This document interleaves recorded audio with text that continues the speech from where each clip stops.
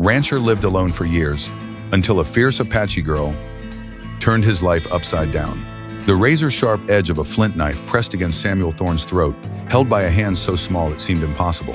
He was woken not by a sound, but by the cold certainty of his own death. Before him was a whirlwind of furious buckskin and black hair, an Apache girl, no older than 12, her eyes burning with a fire that could melt steel. It wasn't fear he felt, but a profound shock. His fortress of solitude had been breached by a phantom. How did his life come to this? If you are curious what happens next like me, subscribe to the channel now so you don't miss a thing. It all began 24 hours ago with a silence so absolute it had become Samuel Thorne's only companion. For 8 years since the fire, his world had shrunk to the boundaries of his remote Montana ranch, a rugged patch of earth carved into the feet of the mountains. He was a man living in the past tense, his days a repeating ritual designed to keep memory at bay. He would mend fences that didn't need mending and track cattle that were never lost, all to fill the void left by the laughter of his wife, Clara, and the breathless questions of his son Daniel. The fire had taken them in a roaring, merciless blaze, leaving Samuel with nothing but the searing guilt of survival. He had built this new life, this fortress of solitude, not as a sanctuary, but as a self-imposed penance. He was a jailer and a prisoner, in a prison of his own making, and the silence was his warden. His ranch was nestled in a valley the settlers called Whispering Gorge, a place of breathtaking beauty and brutal indifference. The town of Providence, a day's ride away, was a place Samuel avoided at all costs. It was a town choking on its own fear, a fear directed squarely at the Apache, whose hunting grounds they had usurped. The town's fear was orchestrated by a wealthy land baron named Bartholomew Kane, a man with a politician's smile and a vulture's ambition, who kept the settlers united in their hatred, a unity that conveniently expanded his own influence and property lines. Samuel felt nothing but contempt for their loud, performative prejudice. He knew what true terror felt like. It wasn't the shadow of a warrior on a ridge, but the smell of smoke and the sudden, final silence of a home that had once been filled with love. His refusal to join their chorus of fear made him an outcast, a man whose quiet grief was mistaken for cold arrogance. The day had started like any other. Samuel was riding the fence line along the northern edge of his property, where a small, clear spring bubbled up from the earth. It was his wife's favorite spot. As he dismounted to check the water level, a glint of color in the mud caught his eye. He knelt, pushing aside a clod of wet earth, and uncovered a small, child-sized moccasin. It was exquisitely made, adorned with a single line of vibrant blue beads. But it was soaked through and looked as if it had been lost in a frantic scramble. It was Apache. For 8 years, his land had been inviolate, a sterile bubble sealed off from the world. Now, this small object was a profound intrusion, a footprint from another world left in the heart of his sanctuary. He felt a jolt, not of fear, but of a deep, unsettling disruption. He buried the moccasin again, wanting to erase its existence. But he could not erase the feeling that a boundary had been crossed. As the day wore on, the feeling of being watched intensified. His cattle were skittish, their lowing edged with a nervous energy. The wind, usually a familiar whisper, now seemed to carry voices he couldn't quite make out. More than once, he caught a flicker of movement high on the ridges surrounding his valley, a fleeting shadow that was there one moment and gone the next. He tried to dismiss it as a trick of the light, a coyote, his own frayed nerves. But the feeling persisted, a cold prickle on the back of his neck that told him he was no longer alone. As dusk settled, blanketing the valley in a deep, purple shroud, he retreated to his cabin. He barred the door, a ritual he hadn't performed in years. The silence inside was no longer peaceful. It was charged, heavy, and listening. Something had changed. The world he had worked so hard to keep out was now pressing in, and he had a terrifying premonition that it was about to break down his door. Sleep offered no sanctuary. The image of the small, beaded moccasin was seared into Samuel's mind, a symbol of the world's intrusion. Long before dawn, driven by a restlessness he couldn't name, he found himself walking toward the spring, a lantern cutting a weak, trembling circle in the oppressive dark. He heard it before he saw it, a soft, guttural sound, the sound of pain being fiercely suppressed. There, near the spot where he'd found the moccasin, lay its owner. She was a crumpled heap of buckskin and black hair, wedged between two large rocks. A recent rock slide, small but vicious, had trapped her leg, twisting it at an unnatural angle. She was conscious, barely. As his lantern light fell across her face, her eyes snapped open. They were wild, dark, and filled with a defiant fire that seemed to mock the weakness of her body. Seeing him, she didn't cry out. She issued a low hiss, like a cornered lynx, her small hand reaching for a flint knife that lay just beyond her grasp. Every instinct for self-preservation that Samuel had cultivated over 8 years screamed at him to retreat. This was not his concern. She was a lit fuse, and his entire life was a powder keg. To help her was to invite the very chaos he had fled. The town of Providence, whipped into a frenzy by Bartholomew Kane, would see this as the ultimate betrayal. They would call him a traitor, an Indian lover, and use it as the perfect excuse to seize his land, the one thing he had left. The Apache, if they found him with her, would likely see him not as a savior, but as a captor, the cause of her injuries. He was a single man against two worlds that wanted nothing more than to see him crushed. He could turn around right now, walk back to his cabin, and by morning, the wilderness would have solved his problem for him. It was the sensible choice. It was survival. His quiet, lonely peace depended on him turning his back, but he couldn't move. His boots felt nailed to the ground. He looked at her, at the raw determination etched onto her face, the way she gritted her teeth against a pain that would make a grown man scream. He saw the faint blue beads on her remaining moccasin, a small, beautiful detail in a world of profound ugliness. And in the fierce, untamed fire of her eyes, he saw not an enemy, but a reflection of a spirit he thought had been extinguished in himself forever. He saw his own son, Daniel, who had faced the smoke and flames with a bravery that had shamed Samuel's own terror. The phantom limb of his fatherhood, an ache he felt every single day, throbbed with a sudden, unbearable intensity. For 8 years, he had been a ghost, a passive observer of his own empty life, powerless to change the past. But he was not powerless now. To walk away would be to let the last ember of his humanity die, to become as cold and empty as the men in town he so despised. The decision was not a conscious thought, but a tectonic shift in the landscape of his soul. He would not, could not, leave her. He knew touching her would be a violation, an act of aggression in her terrified world. So he did something else. He set the lantern down on a flat rock, giving her light. Then he turned his back on her, an act of profound trust and vulnerability, and walked briskly to his cabin. The girl watched, her defiant hiss catching in her throat, replaced by a stunned silence. He returned minutes later, not with a rope, but with his thickest wool blanket, a full canteen of fresh water, and a strip of dried venison. He placed these items on the ground, just outside her reach, but well within the circle of light. It was a silent offering, a message sent across the chasm of their two worlds. I will not harm you. I am here to help. The choice is yours. Then, he retreated to the shadows at the edge of the clearing to stand vigil, a solitary guardian choosing to face the storm he knew was coming. If you think Samuel made the right choice to risk everything for a stranger, please like this video to spread the kindness. He watched as she battled her own instincts.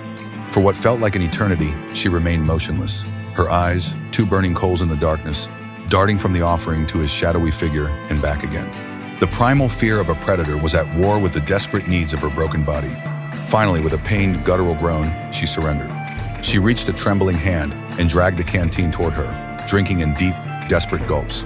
Then she devoured the venison with a hunger so raw it was painful for Samuel to witness. She did not touch the blanket. Instead, as the first gray light of dawn began to bleed into the sky, she fell into an exhausted, feverish sleep, her small hand never straying far from the hilt of her flint knife. Samuel did not move from his post. He stood guard, a silent, unmoving statue, as the sun rose, revealing the full, brutal extent of her injury. Her leg was not just trapped, it was broken, the bone jutting at an angle that made his stomach churn. She would not be leaving this place on her own. The sound of hoofbeats sent a jolt of pure adrenaline through him. It was a pair of riders coming from the direction of Providence. Samuel instinctively moved to shield the sleeping girl from view, his body a solid wall between her and the approaching danger. He recognized them immediately. It was Bartholomew Kane himself, accompanied by his hired enforcer, a hulking man named Jonas, whose only skill was brute force. Kane reined in his horse, a smug, proprietary smile on his face, as he surveyed Samuel's land. "Thorne," he said, his voice dripping with false cordiality, "I was just admiring your valley. A man could build a dynasty here. It seems a waste for it to be occupied by just one lonely soul." The threat was barely veiled. Kane's ambition was an open secret. He wanted every acre of this valley, and Samuel's ranch was the prized jewel. "This land is not for sale, Kane," Samuel said, his voice flat and cold. Kane's eyes narrowed, his smile tightening. "Everything is for sale, Thorne. It's just a matter of finding the right price. Or the right motivation." His gaze swept past Samuel, a flicker of interest in the unusual formation of rocks by the spring. "Losing cattle lately? We've had reports of Apache raiding parties in the area. A man alone. It's a dangerous world. It would be a shame if something unfortunate there." were to happen to you out here." The words hung in the air, heavy and poisonous. Cain was not just making a threat. He was laying the groundwork for a narrative, a story he could sell to the town if Samuel were to suddenly disappear. He was planting the seeds of fear, a crop he was an expert at cultivating. Samuel felt a cold dread creep up his spine. This was no longer just about land. He was caught in a much larger, more dangerous game, and he had just willingly taken possession of the one piece that could cause him to lose everything. As Cain and Jonas finally rode off, their parting glances filled with menace, Samuel knew he was running out of time. The girl, still lost in a feverish sleep, was a ticking clock. He could not leave her here to die, but moving her would be an immense risk. He was torn between his newfound, fierce responsibility for her and the terrifying real threat posed by Cain. The town, fueled by Cain's whispers, would believe any lie he spun. They would see Samuel's compassion as collusion, his secrecy as guilt. Every choice before him was fraught with peril. He could try to get a message to the Apache, but how? He didn't know their language, their trails, or if they would see his message as a trap. He could try to confront Cain, but that would be suicide. As he looked down at the girl, her face contorted in a pained slumber, he felt a wave of helpless gratitude that she was unconscious, spared from the knowledge of the new danger that now circled them like vultures. The fever took hold as the sun reached its zenith. The girl began to thrash, her groans of pain replaced by delirious, guttural whispers in a language he did not understand. Her skin was hot to the touch, and her breathing grew shallow. Samuel knew if he didn't act, she would die. The fear of Cain, the town, the Apache, it all became secondary to the immediate, desperate need to save this one life. With a surgeon's care, he used his knife to cut away the rock and earth trapping her leg, the sound of grating stone a harsh counterpoint to her ragged breathing. The break was severe. He had to set it. It would be an agony for her, and a profound violation. "Forgive me," he whispered, as much to himself as to her unconscious form. He gripped her leg, and with a swift, brutal motion that tore at his own soul, he snapped the bone back into alignment. She screamed, a raw, piercing cry that echoed through the silent valley, a sound that he knew would haunt him for the rest of his days. Then, mercifully, she fell silent again, limp and still. He worked quickly, his hands moving with a long-forgotten muscle memory from a life before the fire, a life where he had once dreamed of being a doctor. He fashioned a splint from sturdy branches and strips of his own shirt, immobilizing the leg with a gentle precision. He carried her back to his cabin, her small body terrifyingly light in his arms. He laid her on his own bed, the one that had been cold and empty for 8 years. Seeing her there, so small and fragile against the coarse linen, a wave of emotion so powerful it buckled his knees, threatened to overwhelm him. It was a phantom ache of fatherhood, a ghost of the life he had lost.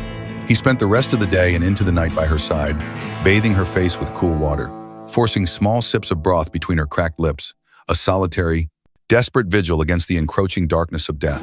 It was just before dawn on the second day when the riders came, but they were not from Providence. They materialized from the morning mist like spirits of the earth, a silent, formidable party of Apache warriors. They surrounded his cabin, their painted faces grim, their eyes holding a lethal promise. At their head was a man whose presence was so immense, so powerful, it seemed to suck the very air from the valley. He was older, his face a magnificent, savage mask of grief and fury. This was a chief, a leader, a man searching for something precious. Samuel felt no fear, only a profound, weary resignation. He had done all he could. The story was now out of his hands. He walked out onto his porch, unarmed, and waited. The chief dismounted and strode toward him, his hand resting on the hilt of a massive knife. "Where is she?" the chief demanded, his voice a low, rumbling earthquake. Before Samuel could answer, a weak voice called out from inside the cabin. "Father?"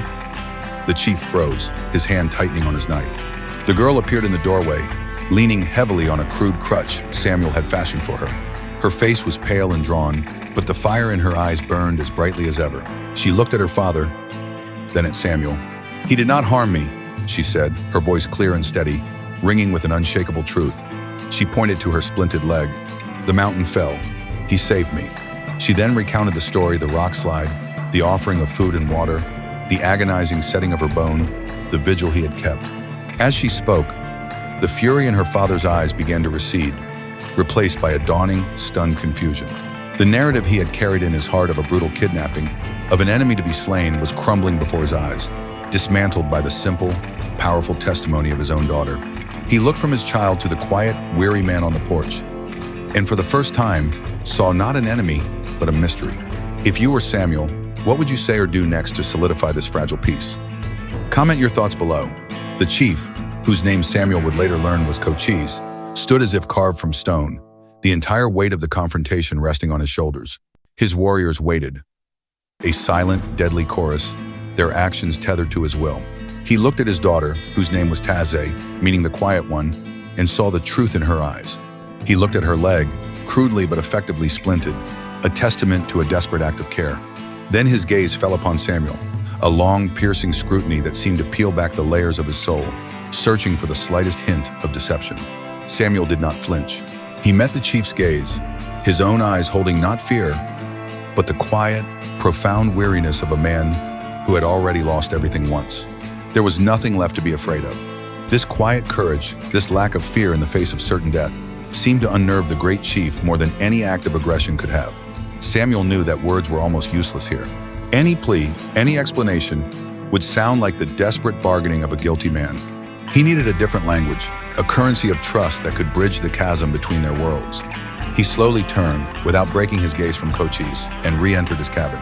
The warriors tensed, their hands gripping their weapons, but a sharp gesture from their chief held them back. Samuel walked to the cold hearth, above which hung the only two portraits he owned, faded, charcoal sketches of his wife, Clara, and his son, Daniel. They were his most sacred relics, the silent witnesses to his lonely existence. He took down the portrait of his son, a smiling boy with a shock of unruly hair, and walked back out onto the porch. He didn't speak. He simply held the portrait out, an offering of his own broken heart. He held the sketch next to his own face, then pointed toward Cochise and his daughter, and then placed his hand over his heart. The message, though silent, was profoundly clear. This was my child. I see my heart in your heart. I see my love for him in your love for her. What I did as a father. It was a desperate, universal plea, a statement that their shared grief and love for their children was a bond far stronger than their enmity. Cochise stared at the smiling face of the boy in the sketch, and for the first time, the hard mask of the warrior chief cracked. A flicker of something ancient and deeply human, the sorrow of a parent who understands the terror of loss, passed through his eyes. He saw not a white man, an enemy, a settler, but another father. It was Taze who sealed the pact. She limped forward, her crutch thumping on the wooden porch, and spoke to her father in their native tongue. Her words were soft but carried the weight of absolute conviction. She spoke of the gentleness in Samuel's hands when he set her bone, of the weariness in his eyes as he kept vigil, of the way he spoke to her as if she could understand, his voice filled with a sadness she recognized as kin to her own. When she finished, she did something that shocked everyone. She reached out her small hand and rested it for a moment on Samuel's arm. It was a gesture of profound trust, a public declaration of her faith in this strange, sad man. Cochise looked at his daughter's hand on the arm of his enemy. The final choice was his. He had come for vengeance, to burn this cabin to the ground and reclaim his daughter. But now, he was faced with an unexpected request, an unspoken moral challenge, to accept an act of kindness from a man he was prepared to kill, and in doing so, to rewrite the entire history of their conflict. With a slow, deliberate motion that seemed to carry the weight of generations of conflict, Cochise raised his hand and gave a single, sharp gesture. The warriors, who had been coiled springs of lethal tension, visibly relaxed. The immediate threat of violence evaporated into the cool morning air, replaced by a stunned, uncertain silence. The chief then took a step forward, his eyes never leaving Samuel's quote. He did not offer a hand in friendship, the chasm was still too wide for that, but he gave a slight, almost imperceptible nod. It was an acknowledgement, a sign of respect from one powerful man to another, a concession that went against everything he had ever known.